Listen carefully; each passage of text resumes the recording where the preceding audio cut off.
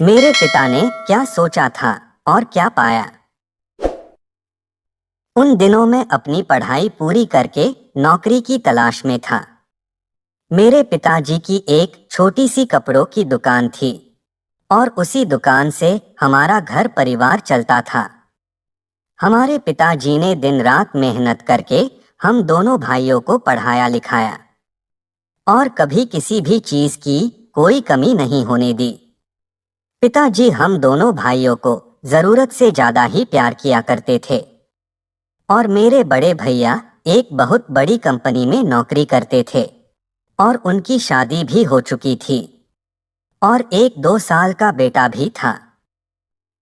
पर मेरे बड़े भाई की शादी होने के बाद वो पूरी तरह से बदल चुके थे। ना वो कभी सीधे मुंह माँ से बात करते और ना ही पिताजी से। बस जब उनका दिल करता तो वो कुछ पैसे निकालकर माँ के हाथ में दे देते। पर पिताजी ने कभी उनसे कुछ नहीं मांगा और ना ही कभी घर की कोई जिम्मेदारी दी। भाई की नौकरी लगने के बाद भी घर की सारी जिम्मेदारी पिताजी के ही कांधों पर थी। पर उन्होंने कभी उफ तक ना किया और ना कभी उन्होंने अपने बुढ़ापे के बारे में सोचा। और वो बड़े गर्व से हमेशा माँ से कहा करते थे, अरे भाग्यवान, मुझे किस बात की चिंता है। मेरे तो दो जवान बेटे हैं, तो मैं क्यों अपने बुढ़ापे की चिंता करूं भाई। तुम देखना, आने वाले वक्त में मेरे बेटे सब संभाल लेंगे और हमें किसी भी चीज की कोई तकलीफ नहीं होगी। मुझे अपने दोनों बेटों पर पूरा भरोसा है। सब कुछ इसी तरह ठीक ठाक चल रहा था और फिर कुछ दिनों के बाद पिताजी की तबीयत थोड़ी खराब रहने लगी। इस वजह से माँ ने कहा, आप कुछ दिनों के लिए दुकान बंद करके घर पर आराम क्यों नहीं कर लेते। अब आपकी उम्र हो चुकी है और इस उम्र में ज्यादा दौड़ भाग करना ठीक नहीं। अरे भाग्यवान, तुम मेरी हद से ज्यादा ही चिंता करती हो। मुझे अभी कुछ नहीं होगा और जब तक शरीर चले इंसान को काम करते रहना चाहिए। तुम मेरी ज्यादा फिक्र मत करो, मुझे कुछ नहीं होगा।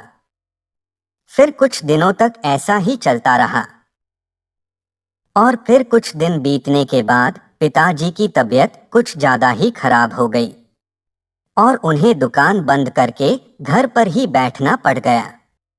और पिताजी के पास जो भी थोड़े बहुत पैसे थे वह उनकी इलाज में खर्च हो गए। पर उनकी तबीयत में कोई सुधार नहीं आ रहा था और इतने दिन दुकान बंद रहने के कारण घर की सारी जिम्मेदारी भैया पर आ गई थी। कुछ दिनों तक ऐसे ही चलता रहा और फिर एक दिन भैया ने माँ से कहा, देखो माँ, पिताजी को घर पर बैठे हुए पूरे 2 महीने हो गए हैं और अब मैं इस घर का खर्चा अकेले नहीं चला सकता। आखिर मेरे भी तो बीवी बच्चे हैं, मुझे उनका भी तो भविष्य देखना है और अगर इसी तरह चलता रहा तो मैं अपने बीवी बच्चों को लेकर यहाँ से चला जाऊंगा।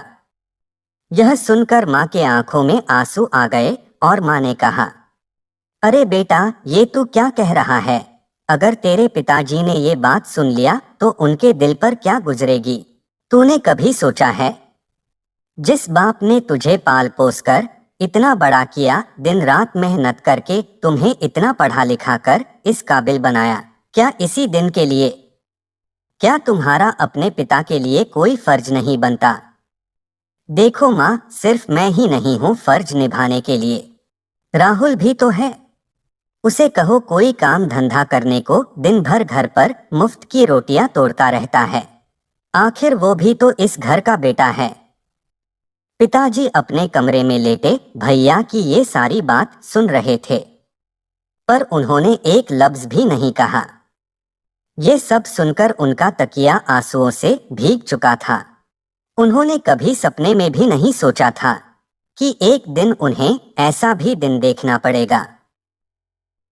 मैंने पिताजी को इतना दुखी पहली बार देखा था और उन्हें इस तरह रोता देख मुझसे रहा नहीं गया और मैं भी उनके गले से लगकर रो पड़ा। पिताजी ने मेरे पीठ